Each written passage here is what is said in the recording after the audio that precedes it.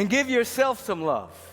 That's what you're doing today by bathing yourself in the spirit of unconditional love, dynamic peace, beauty, and all of the sacred qualities of the Spirit, of which we are here not to know about, we're here to know. If you just know about these qualities, you can become an intellectual. But if you know these qualities and these values through soulful prayer and meditation, life visioning and sacred service, you become a transparency for these qualities. We are not a teaching that just has you memorize stuff and know about spiritual principles, but we are the teaching that encourages you to have a dynamic spiritual practice so that you open yourself up to allowing these qualities of the Spirit, these eternal attributes, the very presence of God Almighty, to become the very activity of your awareness, so that you're radiating and glowing and beaming and sharing and shining and giving generously these magnificent powers of the presence moving through you, so that you're living a transformative life, that month after month, year after year, you are embracing the next great vision and version of yourself on the edge of continual discovery as to what you are right now in the heart mind of the infinite. That is why we're saying that the topic of this month is deep rest. We're resting from worry and doubt and fear and boredom and busyness, with the awareness that worry is the emotional rehearsing the very things you do not want to happen, that fear is an energetic that congeals you into stagnation, that boredom is the effort that it takes to block creativity and real change in your life. And busyness is a kind of an anesthesia that we give to ourselves to stop from being anxious. It's a pretense to creativity. So we're resting from those dynamics that we may rest in God. As St. Augustine has reminded us this month, I shall not rest until I rest in Thee, O Lord. I shall not rest until I rest in the evolutionary impulse that governs all creation. I shall not rest until I'm resting and yielding to the next great vision and version of myself. I shall not rest until I surrender to the dynamic of good that is my very life as a perfect spiritual idea held in the heart mind of the infinite, not in the future, but right here and right now, but uses time to see the sequence of its unfolding, the same way that an acorn uses the sequence of the aspect of time to become an oak tree, but the oak tree already exists now, but it unfolds through time to reflect and to reveal the infinite nature of that majesty. We're resting in God. We're resting in the awareness that everything that we are is magnificent. Everything that we truly are is beautiful. Everything that we truly are is whole and complete and magnificent and beautiful. And we're always on the verge because of the limited perception, always on the verge because of our positionalities in time. We're always on the verge because of our limited point of view of allowing that which already exists to come forward through insight and revelation. So what looks like to the world called improvement is really the elimination of superstitions, false ideas, false belief, thought forms of lack and limitation and negativity. All improvement, 100%, not 99.9. All improvement is the elimination of something that is not real. So that as we are praying, and as I said in the way of meditation service, not to a so-called reluctant deity that's withholding blessings, we have to say the right word, right combination, in order for God to release the blessings. No, we're not praying to a reluctant deity. And as I was saying earlier, to try to change God's mind about us, we can't change the mind of God, because the mind of God is the same yesterday, today, and forever. It is changeless. It is always being itself. We are coming into alignment with it, so that which is, through prayer, that which is through meditation, that which is through selfless service, and that which is through visioning, that which is can become the activity of our awareness, that we may glow with it, that we may be a living revelation of it. I shall not rest until I rest in the presence with conscious connection. The great power, the great presence, the great love of God. So as our topic unfolds, it's hold your space in the sacred place, or hold your place in the sacred space. We're hanging out there now. We're keenly aware, of course, that our mind is on a subjective loop of habits and perceptions and beliefs and opinions that produce perception, that produce thought forms, and that produce experience. And we're in the process through spiritual study and practice, through soulful observation called meditation, and supreme prayer, as I've just described it, affirmative prayer, where we are coming in alignment with that which is, to break free from the limited points of view, where I call it human interruptus, where we're interrupting those subjective loops that continue to spin and produce experience that allows us to then make excuses and say that all these things have happened in our life, therefore we can never be happy because of our clinging to the interpretation of past experiences. We, through speaking properly to ourselves, speaking properly, we begin to break free. So one of the first things I want you to hear is that you are to speak to yourself, not to the world. You are to develop such a practice that you're speaking to yourself and you're imagining that everything you say is going into the vibrational frequency of the law. Every time you speak, you're speaking to a genie. Every time you speak, you're speaking to the law saying, it is so. And oftentimes, people allow their minds to run wild, and they're trying to prove something to the world. They're trying to prove something to other people. No. You are speaking to yourself. And it's interesting now that we're living in a particular age in which there's been so many research projects regarding speaking of the word and the vibrational frequency that emits from the throat chakra, the vibrational frequency that goes forward and touches the furthest star. Every time you speak, you're touching the entire universe, you see? And so many studies have shown that if you just take 21 days of speaking affirmatively 3 times a day, you will permanently shift the subjective mind and you will begin to see reality differently. We've been teaching this for years, but now all of this research is showing that if you take 21 days and just speak to yourself, I'm poised, confident, and articulately, spiritually powerful. Everything is working together for my good. I'm divinely safe and secure. All of my needs are met. You just speak to yourself, not to the world. And you will begin to see that the world that you see is a perfect reflection of your inner dialogue and conversation, of which most of it is subjective, subconscious, unconscious. You don't even know how you're misusing the law because you've been imprinted by the world, imprinted since the time you've been in the embryo, unless you've been raised by enlightened people, imprinted by the world of effects and circumstances and appearances. So speak to yourself, not to the world. And then, as you're moving along in this human drama, this paradox, this comedy drama that we're moving through, and things seem to come at you from people, whether it's judgment, whether it's gossip. You want to say on a regular basis, that has nothing to do with me. Every time something appears to come at you, that has nothing to do with me.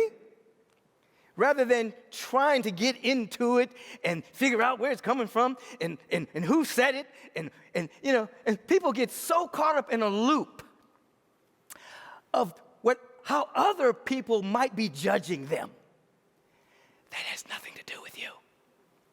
You say to yourself, and I was having a conversation with Brother Tete this week, and he puts this into his enlightened child curriculum that they're taught from a very young age as they're going through school. And you know how it is with us peer pressure and all kinds of things that go through school.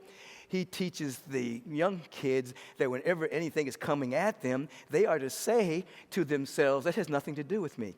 Well, so-and-so just said this. That has nothing to do with me. That has nothing to do with me. And we need to embrace that because we all have a child within us that wants to be liked and thought well of. We want to be able to say to ourselves, that has nothing to do with me. They said, well, that has nothing to do with me. Now, if you begin to talk to yourself on a regular basis, I'm talking about affirmation. I'm talking about truth. I'm talking about who you are. And then we're going over the basics here at the beginning of the year. Who you are held in the heart mind of the infinite, the presence of God. And you begin to walk with a kind of a Teflonic, I like that word, a Teflonic vibration. That's nothing to do with me. It's nothing to do with me. It has nothing to do with me. Then you will develop a vibrational shield emanating from the Christ presence within your own being, and you don't even have to protect yourself. The frequency that you will be living in, you won't be able to be touched because you're not vibrating at the lower frequency. You're not interested in it. You're only interested in the presence of God. Interest means love. What are you interested in? Here is the law. You do not get what you want. You get what you're interested in. And many people are interested in what they are afraid of. They're interested in what they're worried about. They're interested in what bad things might happen. So the law says, you're interested in that? Here, have that experience. Taste it. Even if it doesn't ever come to pass, your body will experience it anyway. I want you to be interested in truth. I want you to be interested in the presence of God. I want you to be interested in who you really are. I want you to be interested in how God sees you. I want you to be interested in the awareness that all of life is gushing to express itself through you, and that gushing wants a permission and a surrender to reveal itself. Now, this happens. You'll be holding your place in the sacred space. What does that mean?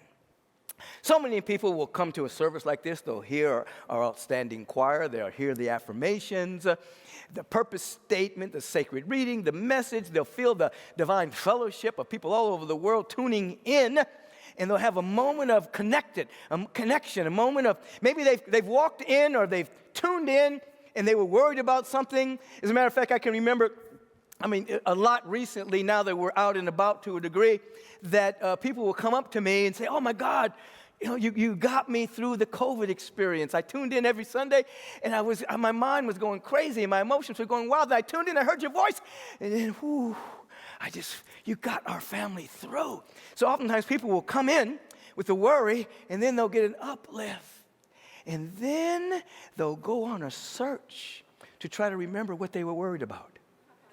I was concerned about, what was it? What was I concerned about? I can't remember. Oh, there it is. And then they start to hold their place in the worry. It's almost as if they have this belief that if they just worry enough, the problem will go away. If they just, there's the worry there. No. We want you to hold your place in the sacred space, you see. That's what dedication practice is holding your place in the sacred space. So when you have an insight, you have a revelation, you have an aha moment, you have a deep sense of connection, you have a moment of being awestruck by the presence, and awe is a good word. We replace the word fear of God with awe of God. You have a moment where you're awestruck. Then you're to do your spiritual diligence, not just being curious, but being dedicated. Do your spiritual diligence so that you can hold your space there. You can hold your place in that sacred space. And you do this so often until a new norm begins to develop. And yes, your mind, particularly with the subconscious loop of the habit of a limited perception, is running. So there will be a moment where you will be mesmerized by conditions, mesmerized by circumstances and situations. It's difficult to pull yourself away from it. You say, oh my God, this is happening in my life, and that's happening in my life, and this isn't happening, and this should be happening. But the role is to come to an understanding, not just knowing about this, but come to an understanding what you're witnessing is an appearance world. It's the condensation of thought forms and beliefs, perceptions, superstitions, ideations from a limited point of view. But you're to pull your attention on a regular basis away from conditions. This is what a practitioner does. A client comes and says, these are the things going on in my life. The practitioner pulls their attention away from the condition and begins to pray to have an awareness of that which is beyond condition, the perfect spiritual idea of that individual. Their role isn't to make anything happen. Their role is to convince themselves of what's already happening. And then there is a vibrational tuning fork situation that occurs, and individuals begin to bubble up and vibrate at that level. And then there's a demonstration. What is a demonstration? The outpicturing and the visibility of something that's already happening, but couldn't happen before because of the density and the lower frequency of what? Worry, doubt, fear, boredom, busyness, that which we are resting from. So this is your role. If you get a moment of, whew, that's where you hold your place in the sacred space. Don't look. Don't go back and look for what you were worried about. Don't do that. Instead, stay in the awe. Stay in the joy. Stay in the peace. Now, that is not logical. But we're not trying to be logical. We are moving into the non-linear domain. We're moving out of time into the absolute presence that will impact the logical, impact the linear domain. You're escaping from the linear when you pray. When you're praying, what are you doing?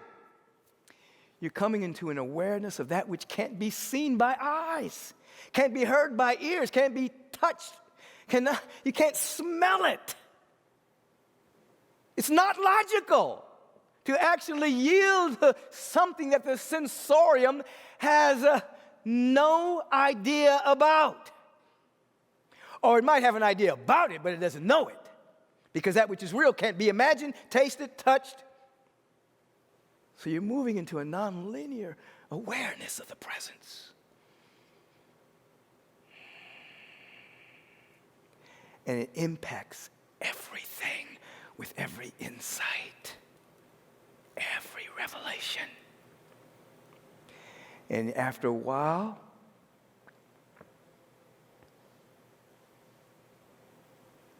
you're not caught by the appearance. And then you start to live vibrationally in the answer. Remember, prayer doesn't bring the answer. Prayer is the answer. Prayer is the vibrational frequency of the answer. You start to hold your place in the sacred space. And then conditions, which are all vibrational condensations of previously held points of view, start to shift. Opportunities open up. Possibilities start to yield themselves. Things start to happen. You might call it a miracle, but it's that which already is now revealing itself because you have become the vibrational match to that which is seeking to manifest by means of you. This is why we say God is not a problem solver, because if the presence of God knew a problem, that problem would be eternal. Because all that the presence knows is eternal. Love, peace, joy, wisdom, harmony, beauty, abundance, intelligence. That's what God knows. That's what God is, and that's what God knows. You see? So this is why I say we don't solve a problem, we dissolve a problem. It's not solved, but in the mind, heart of the infinite, it is dissolved. Those thought patterns, those points of view, those perceptions, those superstitions, those opinions, it all becomes dissolved. in an ever-expanding awareness of our oneness with the presence. You can, in one lifetime, this lifetime, awaken to the glory of the Spirit within you. Release now the thought that you have to have many lifetimes to do this. No. You just have to be interested. Enlightenment is easy, but being interested in it is not. Let that sink in for a moment. Enlightenment is easy, but being interested in it is not. There's so many distractions, so many things that take priority, but if you become interested in awakening, as the Buddha shared, once you hear about enlightenment, your destiny, the die is cast. You hear on a couple of levels. You hear it, enlightenment, I wonder what that is. Then you hear it on a deeper level. Oh, I'm interested in that. Then you hear it on another level. I'm not only interested, I'm developing a spiritual practice. Once you hear it, you shall not rest. You will be restless until curiosity becomes dedication, until there's a moment-by-moment discovery of more and more and more and more what? You. You. More and more you. More and more you. More and more you. Of who you are, what you are, where you are, why you are, when you are. Here and now, reflecting and revealing the presence. Okay, let's listen again, in case you didn't hear it the first time. We shall not rest until we rest in the deep rest, pure rest. We're resting from worry, emotional rehearsal of that which we do not want. We're resting from fear, that stagnating thought that prevents us from moving forward. We're resting from boredom. Do you realize it's impossible to be bored? Boredom is the effort that it takes to block creativity. You're like blocking change. You're working against life because you're an infinite being surrounded by infinite potential, infinite possibilities. You can't be bored. It's an impossibility. You have to actually work to be bored. Oh, I'm bored. You have to work to do it. Infinite possibilities and an infinite being. You can't do it. Okay, you got it. You see, anxiousness, anxiety, we're resting from that. You see, resting from busyness, which is a hedge against creativity and a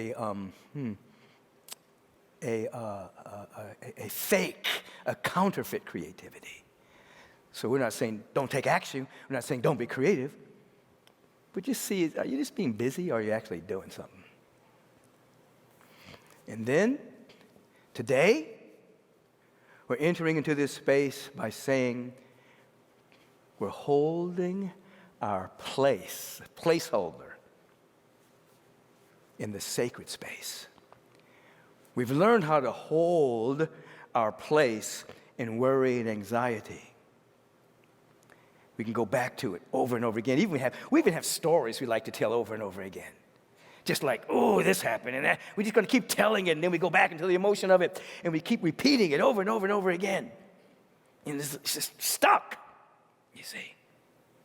And now that I'm reminded of a story that I've told before, but it's just so meaningful. I'm a Trekkie, I'll admit it, okay. But in Deep Space Nine,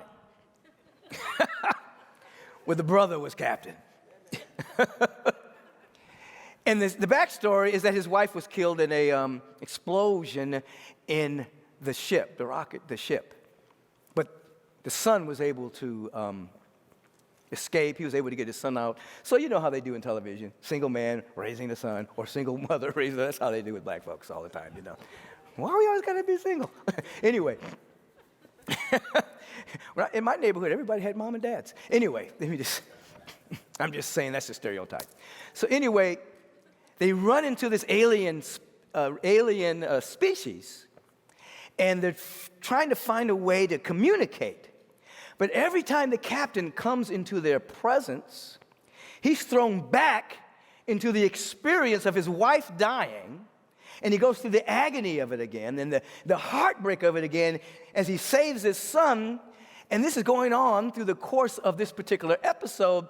And finally, he says to them, "Why do you keep doing this to me?"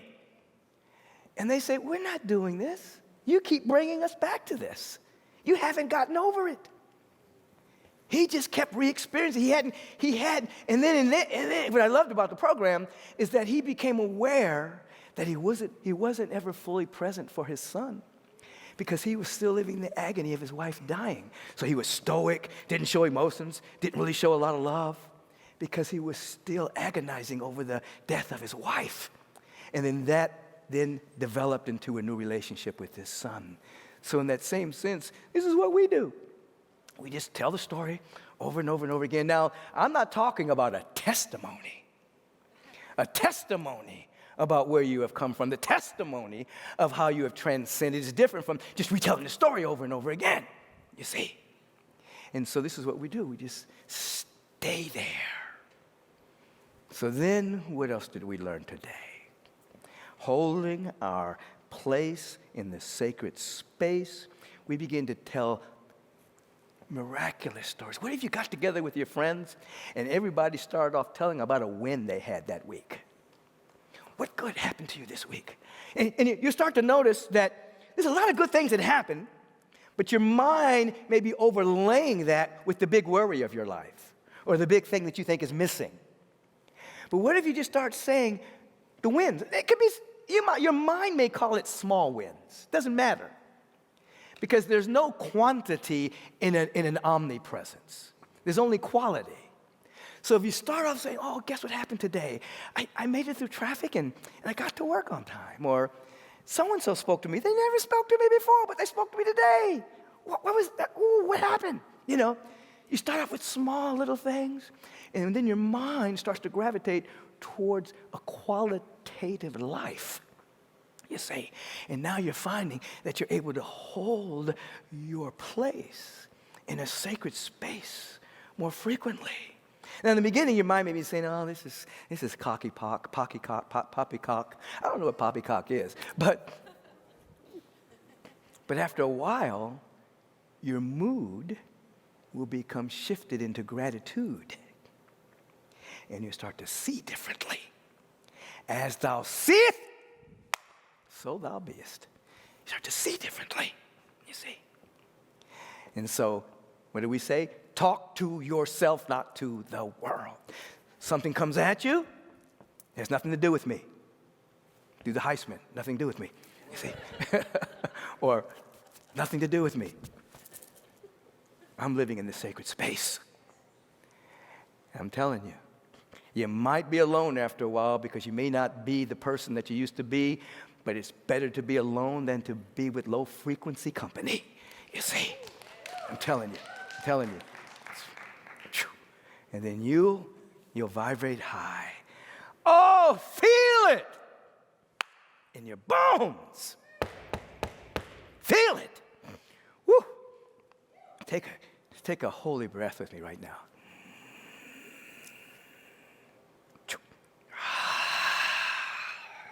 Right now, think about a moment in your life where you felt that all of your needs were met, you were loved and supported.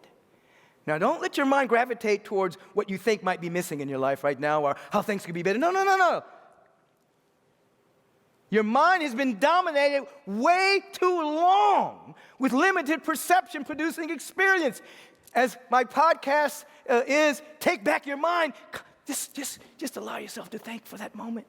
Just come here with me. Just come here. Breathe into it.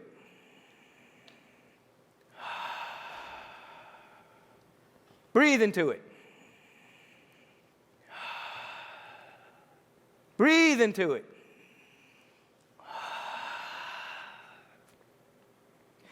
Your mission, if you choose to accept it, is throughout the course of this week, hold your place in this sacred space. And when you fall, get back up. When you fall, get back up. You fall, get back up. Talk to yourself. My need is met. Talk to yourself, everything is working together for my good. Talk to yourself, I'm loved and supported. Talk to yourself, I'm totally healthy, vibrating with health and dynamic beauty and strength right now. Talk to yourself. Win the argument with yourself, not with the world, not with other people. Don't prove things to other people. Prove it to yourself. Prove me now in this, and I'll pour forth a blessing too big for you to receive. Feel into that dynamic. Give me one day, every day. One day, just one day, every day. Some days will be better than other days. But you won't beat yourself up. You just do the best you can every single day. Are you getting that? Woo! God, I'm feeling good. Mitch, God is good, man. What you got there? Got some stuff. What you got? John Hart, how you doing? Good, man? We got the bass and the keyboards up in here. Boom, boom. Boom, boom, boom, boom, boom. Woo! We're feeling the presence that is never an absence. It is a joy to behold with eyes that allow us to see that we are called to be. We're feeling grounded in our soul, and we're bold enough to be whole. We're feeling from the depth of our being all that the Spirit of the living God is really seeing. Oh, our life is aglow. We're in the flow. Everything is working together for our good, not as it should, but as it is. Oh, my God. Oh, my God, my God, my God. Woo. Our God is God. Our God is God. Oh, feel. When I say the word God, don't see a man necessarily. See beauty, light, intelligence. You can't see with your eyes. Beauty, light, intelligence, life itself. Oh, my God. Oh, my God. Oh, my God. Come with me into this consciousness of the all-good. Come upstairs with me right now. Come on. Lift your awareness. Say yes to life. Be captured by that moment of connection. Hold your place in this space right now with me. We come into the consciousness of gratitude and thanksgiving and dynamic appreciation. Oh, something wonderful is happening. Here's the deal, it's always happening. God, there's no such thing as off. People think about it because they think, I'm turning my electricity off. You can't turn the electricity off. You're just stopping it from flowing into your house. You can't turn anything off. You can just prevent it from shining through you. God is always on. God is God. Woo! So we turn within in this moment of pure gratitude and thanksgiving and dynamic appreciation, recognizing this presence everywhere, closer than our breathing, nearer than our hands and feet.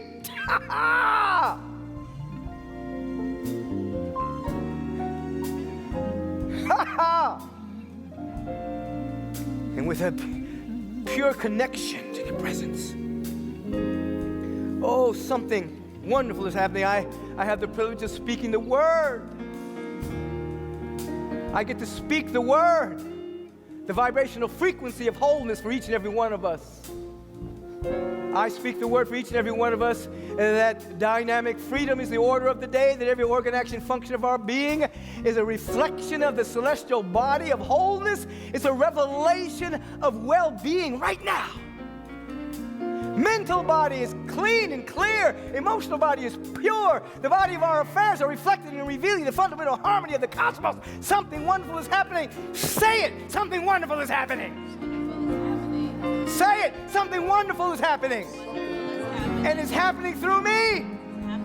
It's happening as me. Oh,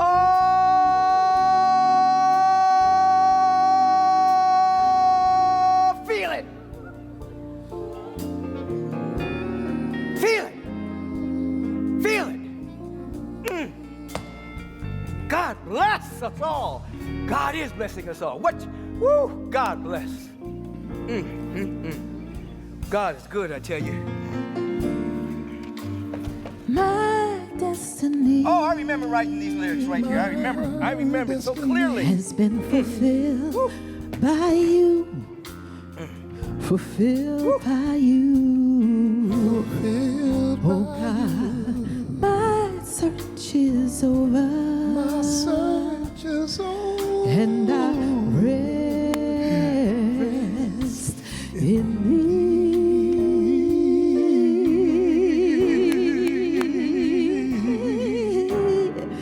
Every path has led to this moment. Yes. Every step I have taken has led me to this higher place. Everything I have ever done has served me to see God's holy face. My destiny has been fulfilled by you. Fulfilled by you, oh God. My search is over, and I rest in thee.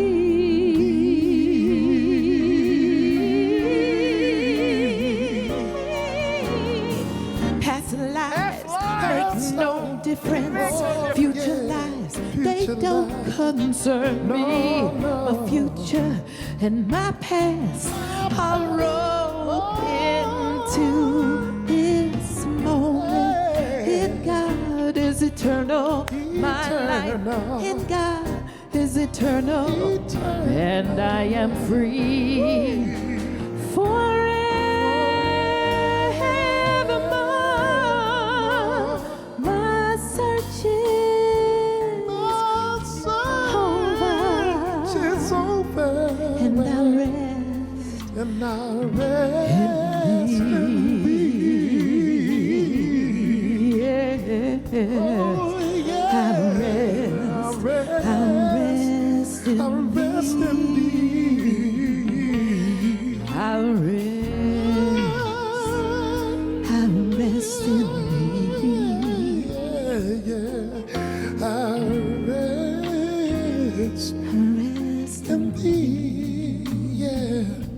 I shall not rest until I rest in thee, O Lord my God. That vibrational, evolutionary, unfolding impulse that governs all creativity and all creation. I'm resting and surrendering to the next great version of who we are, because it already exists in the heart mind of the infinite in the nowness of this moment. So we now close our outer eye and we continue to take back our mind. It's no longer dominated by fear, diagnosis, and false prognosis. We embrace all of these individuals that we are about to hear their name, but understand that their nature is God.